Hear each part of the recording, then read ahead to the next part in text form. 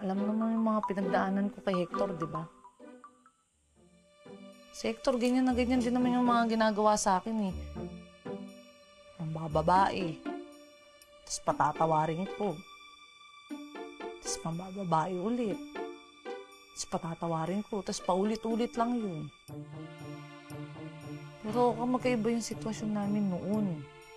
Tapos magkaiba rin yung sitwasyon natin ngayon. Alam mo kung bakit? Kasi si Hector nang bababae lang pero hindi nakakabuntis na kagaya mo. Sakit sa akin mo. Ito. Freddy, how many times I told you? Katawan ko to eh. Ako nakakaalam nangyari sa amin. Wala talaga eh. Ganito na lang. Pa-DNA test tayo para malaman natin kung ako talaga yung tatay nung dinadala niya. Pa-DNA ka pa. Pang-boundary nga, wala ka, di ba? Papa-DNA ka pa. Mahal yun. Pretty, ano ba ang kailangan kong gawin para patawarin mo na ako? Sige, ganito na lang. Kat hindi pa nanganak yung babae mo, dito ka na lang muna tumira. Pero pag nanganak yun, tapos lumabas ka mukha mo, eh wala na talaga tayo. Ang hirap naman yata nung Pretty. Ano yun, paano malalaman kung anak ko? Ano, paglabas ng bata, may bigote, tapos gwapo? Ha? Ako lang makakaalam nun. Kung ayaw mo, edi sa jeep ka na lang ulit din tumira. Sandali lang, Pretty. Sige, okay na sa akin yun, yung usapan natin. Sige. Payag na ako dun, sige. Okay ako. Ano ginagawa ko? Uy, Pretty, ano ginagawa mo?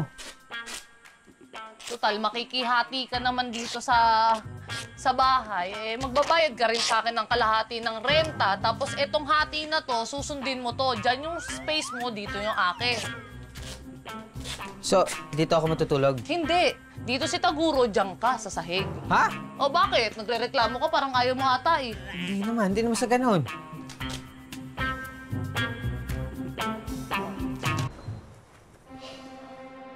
Aray!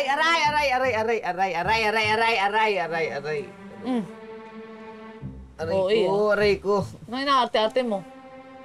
Ha? Hindi. Kasi ang sakit ng likod ko eh. O tapos? Ilang araw na rin kasi akong hindi nakakatulog sa malambot eh. Pretty, O ano mo? baka naman pwedeng matulog ako sa malambot mamaya oh. Sakit na eh. O edi sige. Matutulog ka mamaya sa malambot na kama, pero pakakatandaan mo, Oka, sinasabi ko sa iyo. Huwag na huwag kang lalagpas dito sa mga linyang yan. Di ka naman siguro tanga, no? Baka sabihin mo kasi aping-api ka dito. Oo, eto. Tingnan mo,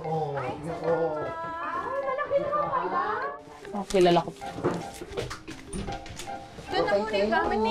Thank you ha. Go po. Talaga. Wala. Bye. Oh.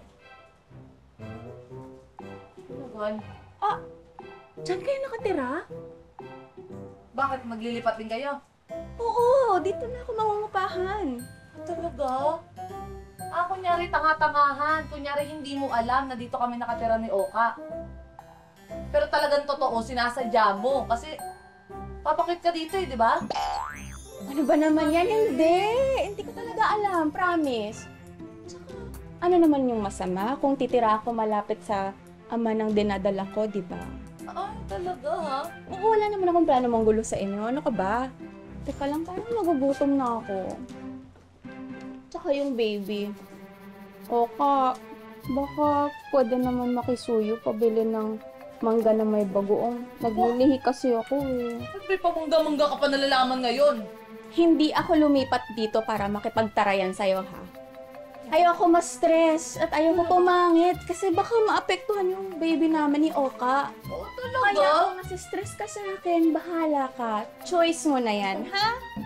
Aray ko. Oka, sige na. Bilan mo na ako ng mangga sa Kaya ako na lang po bagoong. yung bibili ng mangga. Sige na nga. Ano ko pa uutusan mo ha? Kapal na mukha mo. Aray ko. Pumasok ka. Oo nga.